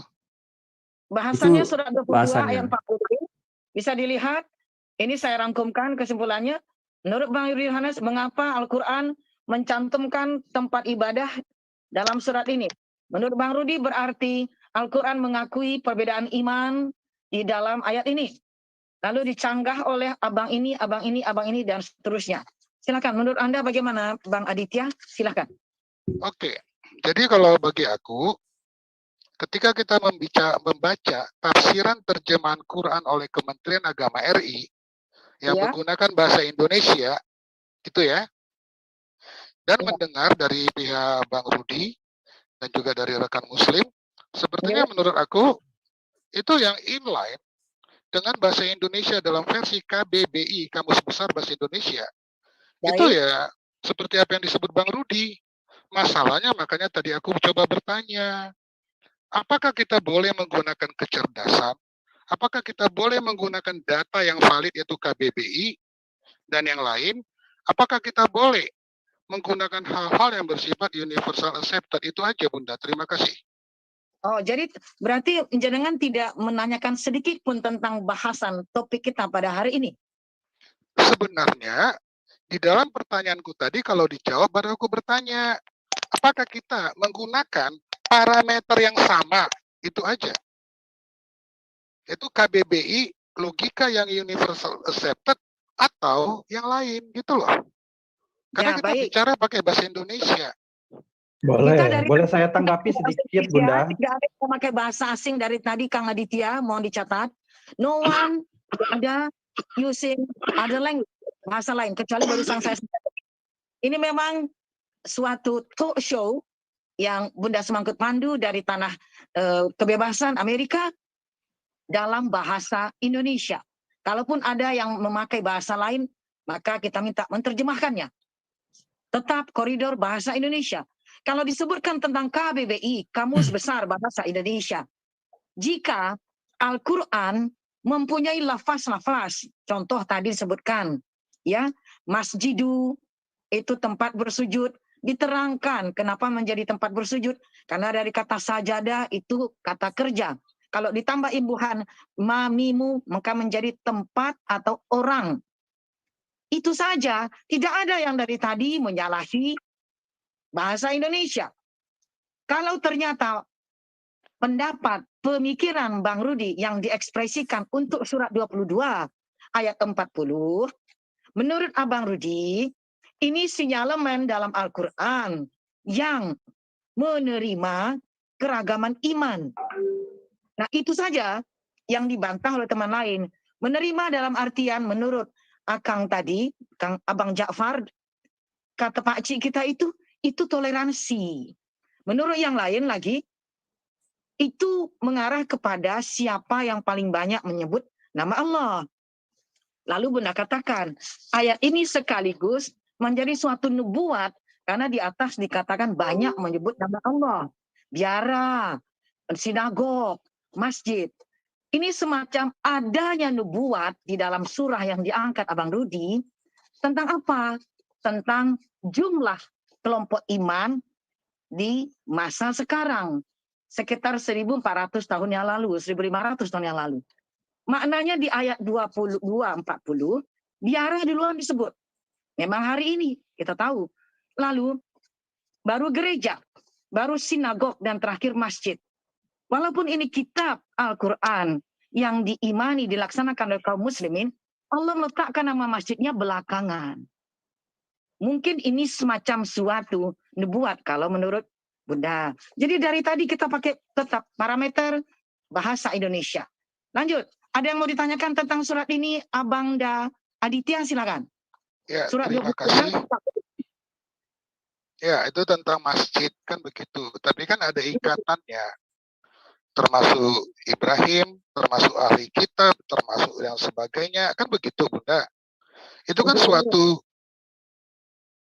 kan suatu rangkaian yang nggak bisa dipisahkan. Makanya tadi aku bertanya, bukan berarti aku tidak setuju ketika ada mengucapkan dalam bahasa Quran Arab. Bukan begitu maksud aku. Tetapi terjemahannya itu, apakah itu bisa dipegang? Apakah tafsiran terjemahan itu Kementerian Agama dalam bahasa Indonesia itu bisa dipegang dengan menerapkan pemahaman logika universal accepted. Kalau di situ tertulis, misalnya tertulis di situ mangga, maka kita pahami sebagai mangga, gitu loh. Bukan mangga versi Bunda, gitu loh. Ya, menurut jenengan Departemen Agama harus mengikuti pemikiran universal. Bagaimana mungkin Al-Quran sebuah kitab suci harus mengikuti pemikiran universal? Itu pasti jenengan. Jadi, karena tadi kan katanya iklan Zoom-nya, ayo bawa data, bawa kecerdasan. Emang kecerdasan itu tidak universal, Bunda? Oh ya, tentu. Maksud Bunda begini, nah, apakah dari tadi panjenengan menemukan adanya suatu logika yang tidak universal dalam Al-Quran yang dibahas wabil khusus, dan terkhusus adalah surat 22 ayat 40. Ya sama, seperti bagaimana komentar Bang Rudi yang mempertanyakan gitu loh. Itu aja, Bunda. Tidak logika yang universal accepted. Kita bisa buka kamusnya. Kita tidak mau dia pakai yang mengucapkan bahasa Arab Quran, bahasa Yunani, no problemo. Tetapi tafsiran terjemahannya, Bunda, apakah yang dalam bahasa Indonesia itu bisa kita cerna menggunakan logika yang universal accepted? Itu aja sih sederhana. Ini jenengan ketika membaca terjemahan kitab Bible dan terjemahan Al-Quran, ada yang jenengan nggak bisa cerna, monggo. Makanya ini forum untuk orang yang nggak bisa mencerna Al-Quran atau tidak setuju atau apa. Selama ini kita membedah Bible, inilah tempatnya, monggo. Yang mana yang jenengan nggak bisa cerna? Semua yang diucapkan Bang Rudi Johannes ketika mempertanyakan apa makna ayat Quran tadi, itu yang saya tanyakan juga, Bunda. Oh, baik. Monggo diangkat lagi ke atas layar supaya bisa menukik yang mananya yang menurut jenengan terjadi penerjemahan yang tidak sesuai dengan logika universal. Oke. Tadi Bang Rudi mengucapkan Allah itu memerintahkan Nabi Muhammad SAW untuk mengikuti ajaran ahli kitab, gitu loh. Lalu dikatakan rekan-rekan ahli kitab yang mana? Nggak ada begitu, bukan begitu. Atau Bang Rudi bisa ulangi? Ya, yang dikatakan Bang Rudi bertanya kepada ahli kitab, bukan mengikuti. Ini jenengan jangan nambah-nambah ini. Mungkin jenengan kurang seksama dalam mengikutinya. Betul. Biarkan Rudi yang Bang Rudi yang jelaskan kembali, Bunda, apa yang dia tanyakan tadi. Biarkan Bang Rudi. Apa betul Anda tadi bilang kami suruh mengikut Alkitab sebelumnya? Bertanya. Terkonfirmasi ya. Yang dibilang Bang Rudi bertanya. Gimana? Silakan Anda. Setuju bertanya, kan begitu ya. Tetapi kalau aku tidak salah ingat tadi, itu kan maknanya juga, koreksi ya kalau salah ya, bahwa itu beriman sebagaimana iman Abraham. Betul atau tidak ingatan aku? Tidak. Ya, betul. Karena disuruh Nabi Muhammad untuk mengikuti mila Ibrahim. Gitu, Bunda. Ya, baik. Lalu salah mana menurut Abang Aditya? Kalau memang bunyinya dalam Al-Quran, bunyinya tuh begitu. Sampai anak keturunannya Baginda Abraham, kemuliaan untuk beliau, itu berpesan, berwaris dengan mempertanyakan mana yang kalian ikuti. Jangan ikuti yang lain kecuali muslimun. Seorang muslim. Begitu. Menjadi jangan kalian mati kecuali dalam keadaan muslim. Lalu keberatan jenengan di mananya ini? Nah, kalau jenengan keberatan dengan penerjemahan Departemen Agama, itu terdiri dari lajnah penerjemahan, itu ada banyak ulama berkumpul, dan mereka menggali dari berbagai tafsir, tidak satu dua tafsir. Lalu, apa jenengan memang menguasai bahasa Arab, sehingga jenengan keberatan beberapa penerjemahan, boleh tolong spesifik yang ayat mana yang jenengan keberatan salah terjemah? Baik. Tadi kan sudah aku sebutkan, ya. Aku tidak keberatan dengan tafsiran terjemahan Kementerian Agama. Tidak. Mau apapun diterjemahkan Kementerian Agama itu wes karetnya, itu haknya, gitu loh. Yang ku bertanyakan bukan itu, Bunda. Yang ku bertanyakan, output produk itu bisa tidak kita baca, kita pahami menggunakan penalaran bahasa Indonesia yang umum atau logika yang universal accepted kalau kita bicara di Indonesia, itu Bunda. Indonesia bukan universal, Indonesia ya Indonesia. Ya, Nggak artinya bisa, menurut Dok. Abang Aditya ini dalam mencari makna dalam tiap ayat, carilah outputnya yang bisa diaplikasikan. Apakah begitu? Tidak. Aku Oh, hanya tidak juga. bertanya, apakah teks-teks hasil pekerjaan pihak, misal Kementerian Agama, atau pihak apapun, para ahli-ahli ulama, sepanjang ditulis dalam bahasa Indonesia, gitu ya, karena aku kan hanya ngerti bahasa Indonesia, gitu. Apakah itu boleh saat kita membaca, saat kita mencoba memahami teks-teks itu yang bahasa Indonesia tadi, bisa menggunakan penalaran kita sebagai orang Indonesia umum yang berpendidikan. Itu aja sih Bunda, bisa atau tidak? Kalau Bunda bicara kecerdasan, dalam iklan Jum tadi, bawa data, bawa kecerdasan, iman, kesabaran, bisa nggak aku memahami kata-kata yang tertulis itu menggunakan kamus bahasa Indonesia itu, gitu loh. Atau Bunda punya kamus versi ciptaan sendiri, gitu loh, yang mau kutanya Bunda. Baik. Terima kasih Kang Aditya. Ini ada Kang Don, nampaknya Kang Aditya ini mempersoalkan seakan-akan terjemahan Al-Quran dari Departemen Agama yang menjadi panduan dari semua penerbit di Indonesia. Bedanya Departemen Agama menerbitkan 15 baris sebagai standar, sementara ada penerbit berkreativitas kurang dari 15 baris atau lebih dari 15 baris. That's okay. Tapi isi dan urutannya tetap sama. Ayat nggak pindah ke jadi nomor sekian, turunkan ke bawah, yang bawah ke atas nggak pernah. Nah, menurut Abang ya, memangnya Departemen Agama ini menerjemahkan asal-asal saja ya? Tidak. Bunda, halo. Sebentar Yap. dulu, Iya. aku sudah ngantuk kali nih. Gimana ini solusi lagi udah jam 24 loh. Assalamualakum. Ya, masuk di topiknya aja langsung. Aku minta izin dulu lah ya. Jelaskan juga di sini, Bunda. Lain, Masuk di silakan. topik aja langsung ya. Langsung ke topik, karena Bang Aditya tadi umum saja. Begitu Izin Bunda ya. tanya, yang nggak jelasnya. Ini ku udah apa juga, udah panas juga kuliah di sini ku. Izin ya Bunda ya. Terakhir aja, yang terakhir Kang Yuas tadi kita udah berikan waktu. Kang Yuas silakan, Kang Yuas silakan. Siap. Terakhir ya, terakhir. Silakan. Kang Yuas silakan, Kang Yuas. Halo. Iya. Jauh dari perangkat. Oh, jauh dari perangkat. Baik. Selanjutnya, tadi saya melihat ada Bang AR yang tadi juga sudah minta. Silakan. Kang AR, sampaikan apa yang ingin disampaikan. Silakan. Terakhir ya Bunda, terakhir ya.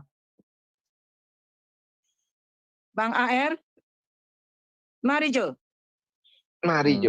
Mari kemari. Ya, boleh saya tambahkan sedikit Bunda, ini sebetulnya simpel aja sih. Kalau pemahaman tentang pengajaran simpel banget ini dijelaskan sama dia. Silakan Bunda. Iya. Pemahaman keimanan kepada kitab suci, khususnya Al-Quran yang diimani oleh kaum muslimin, terjemah adalah terjemah begitu. Bukan Al-Quran. Bukan Iya, Al-Quran. Tetapi terjemahan bukan Al-Quran. Tetapi faktanya begini begitu loh. Apakah di setiap bahasa di masing-masing bangsa itu terdapat dalam bahasa lain? Itulah masalahnya. Gitu. Bahasa Indonesia dalam kesejarahannya pernah akan menjadi bahasa internasional, Pak. Bapak harus tahu itu. Tetapi kenapa akhirnya ditetapkan bahasa Inggris? Karena satu, Indonesia tidak mengenal tenses yang sesempurna bahasa Inggris. Dan faktanya bahasa Indonesia 60-75% itu serapan dari bahasa Arab, Pak. Gitu. Misalnya contoh begitu.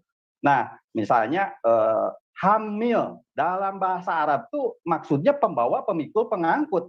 Tetapi diterjemahkan, diresap dalam bahasa Indonesia, hamil itu bunting. Rahim dalam bahasa Arab penyayang. Rahim dalam bahasa Indonesia kita udah tahu sendiri kan, organ untuk perkembangan janin pada perempuan. Nah, termasuk zat, menjadi zat. Nah, ini yang banyak dipolemikkan nih. Apakah Allah itu zat? Pahamilah sebagai materi. Begitu. Materi yang kasat mata, yang kita kenal sebagai wujud gas, padat, air, seperti itu. Padahal dalam zat, dalam pengertian bahasa Arab khususnya kebahasaan Al-Quran, itu ada satu esensi personal, pribadi. Begitu loh. Begitu.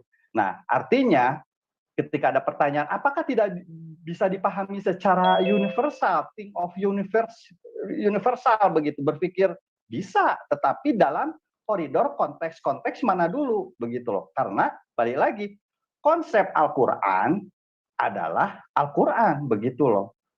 Dan terjemah, itu terjemah Al-Quran, bukan Al-Quran, karena akan sangat menjadi sesuatu yang akan banyak tersimpangkan ketika kita terjemah adalah Al-Quran. Berarti nanti akan banyak versi Al-Quran, wahyu-wahyu Allah begitu. Betul. Iya. Seperti itu loh. Jadi ini suatu penjelasan yang jitu ya, bahwa terjemah mau beribu bahasa silahkan, tapi itu bukan Al-Quran. Ya, lanjut kita potong saja langsung Bang Rio, dan ini menyusul Bang Samuel Siahaan. Mana yang duluan? Apakah Bang Samuel dulu atau Bang Rio? Boleh Bang saya? Rio nampaknya duluan. Bang Rio yang duluan muncul tangannya. Silakan Bang Rio. Assalamualaikum warahmatullahi wabarakatuh. Waalaikumsalam Kang, silakan Kang. Dan selamat pagi, selamat malam Bang Rudi. Malam, pagi nih. Ya ini Bang Rudi kan udah debat lama ya, saya ikutin lama tuh. Saya buntutin kemana aja. Ini jadi Bang Rudi punya buntut ini, ada buntut. Siap. Ya, termasuk ya mengikuti debat Bang Rudi dengan debat yang muslim juga. Nah ini Kang, judulnya sesuai topik itu kan Bang Rudi kan meragukan ayat Al-Quran itu sebagai apa, kebenaran Islam ya, kitab suci ya. Iya. Itu mungkinkah Bang Rudi itu menganggap Nabi Muhammad kan seperti umat-umat Kristen lain yang menganggap bahwa Nabi Muhammad itu seolah-olah menciptakan ayat dan membuat surat itu untuk kepentingan sendiri. Seolah-olah Nabi Muhammad itu bersenang-senang dengan ayat Al-Quran, dengan banyak pengikutnya dan gitu dan sebagainya gitu.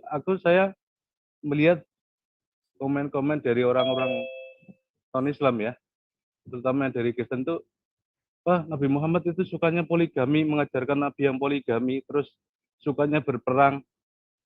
Dan itu kalau di dalam pembahasan dari debat seperti Ustadz Kainama dan selanjutnya itu, Nabi Muhammad itu sudah memenuhi sebuah kriteria sebagai seorang yang menyerahkan nyawanya untuk kepada Allah gitu ya, berperang di jalan Allah itu termasuk menyerahkan diri, menyerahkan nyawa kepada Allah gitu ya. Tapi di dalam pemahaman Kristen kan Yesus itu menyerahkan nyawanya kepada Tuhan. Kemudian saya bertanya, dalam hati saya juga bertanya, ini Yesus itu sudah Tuhan, tapi kenapa dia menyerahkan nyawanya kepada Tuhan gitu? Kepada Tuhan yang mana lagi kah? Oke, aku jawab langsung ya. Bisa aku jawab langsung? Ya, pertama, langsung ya Bunda, sorry. Ya. Saya tidak pernah berpikiran seperti yang banyak dipikirkan orang. Justru saya lebih cenderung mengatakan apa yang disampaikan Nabi Muhammad itu bagi Islam harus sebuah kebenaran. Contoh, mengenai poligami. Nabi Muhammad tidak pernah mengatakan syarat untuk poligami itu pertama harus minta izin sama istri. Yang kedua katanya harus berlaku adil. Nggak ada itu. Al-Quran menuliskan yang pertama harus anak yatim. Dan harus ada sifat ingin bahwa dia merasa ragu tidak dapat berlaku adil terhadap anak yatim. Ini yang sering saya katakan. Kenapa kalian tambah-tambahi ayat itu, kalian karang-karang, saya bilang. Ayatnya tidak begitu. Nah, jadi saya tidak pernah mengatakan Nabi Muhammad berperang, wajar saja. Di Bible pun ada orang bakal disuruh matikan sampai anak-anaknya, ada. Ya. Dan kalau ditanya saya itu seperti yang tadi didiskusikan, apakah ini terjemahan Al-Quran atau tidak? Kalau kalian mengatakan terjemahan tidak Al-Quran, jadi bagi saya nggak masalah. Intinya bahwa di dalam sebuah sejarah dunia ada sebuah kitab di mana firman Tuhan bersatu dengan yang bukan firman Tuhan. Itu aja aku bilang. Kalau kita pilih Al-Quran yang terjemahan, kan ada ayat bahasa Arabnya, ada bahasa Indonesia. Artinya firman Tuhan bersatu dengan yang nggak bukan firman Tuhan. Baru yang kemudian, sampai detik ini banyak orang Muslim yang tidak paham apa definisi Al-Quran. Yang di luar dari diri Nabi Muhammad itu bukan Al-Quran. Al-Quran sesungguhnya ditaruh di dalam hati Nabi Muhammad, ayatnya ada. Jadi kalau ada orang bilang, apakah Bang Rudi berpikir Nabi Muhammad menulis ayat itu untuk kepentingannya? Saya nggak pernah berpikir gitu. Justru saya ingin tahu mana perintah untuk menuliskan Al-Quran dari Allah SWT. Karena perintah itu kepada Nabi Muhammad, bacakanlah. Jadi yang dibacakan oleh Nabi Muhammad tidak pernah saya sangkal itu untuk kepentingan Nabi. Tidak, itu dari Tuhan.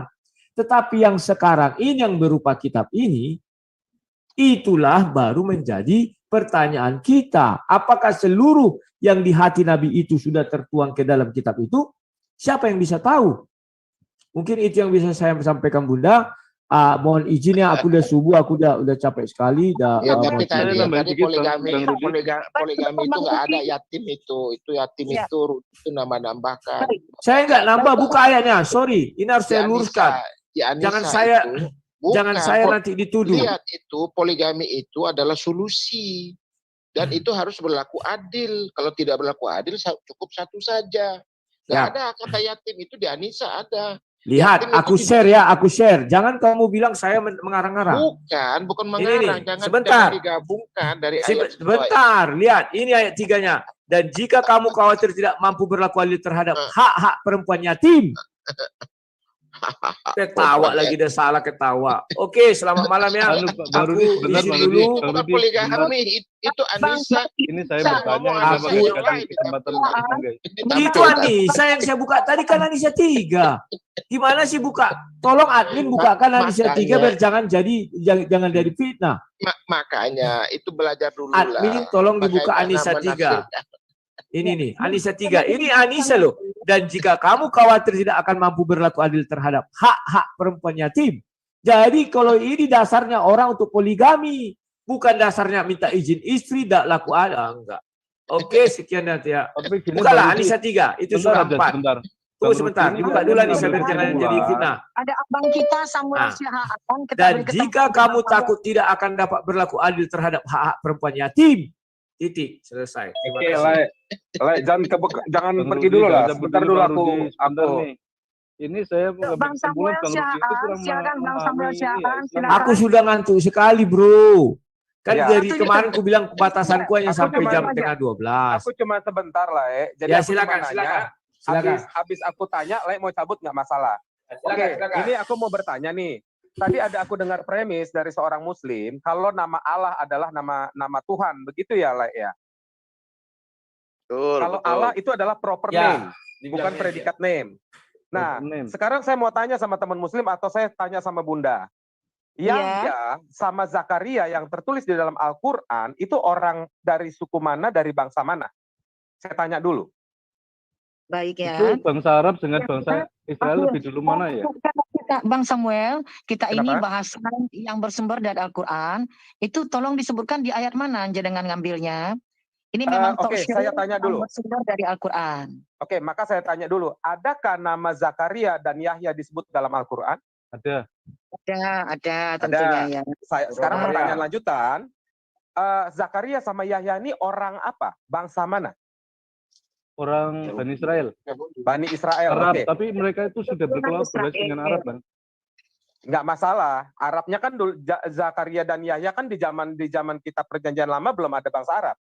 Sekarang gini, ini kan Israel atau Pak Yakub, Nabi Yakub itu kan tinggalnya di Arab, di Mesir. Waktu tuanya tapi dia bukan orang Arab Saudi kan? Bukan bangsa Quraisy kan? Enggak, Arab itu tidak hanya di Saudi, Pak. Saya tahu Pak, Syria, Arab itu berasal dari bahasa Ibrani artinya campuran. Oke, sekarang saya mau tanya nih. Bercampur-campur, Pak. Itu artinya. Arab dalam teks Ibrani artinya bercampur. Topiknya beda loh, Bang Samuel. Mereka itu sukunya. Oke, sebentar saya mau tanya, makanya jangan dialihkan dulu. Sebentar saya mau tanya. Ya, kalau Allah adalah proper name, kenapa ada dua tokoh yang disebutkan dalam Al-Quran disebut Yahya dan Zakaria? Nah, saya mau tanya, dari mana akhiran kata Yah pada nama Zakaria, dari mana awalan Yah dari nama Yahya? Coba bisa dijelaskan menurut Al-Quran. Jadi jangan bertafsir bebas. Dasar ayat Al-Qurannya mana di situ? Kalau Silakan. menurut pemahaman Bro kami, Le Rudi kalau mau cabut silakan Le Rudi. Oke, terima kasih. Kau selamatkan hidupku, Samuel. Sampai jumpa Bunda, maaf ya. Oke, Bang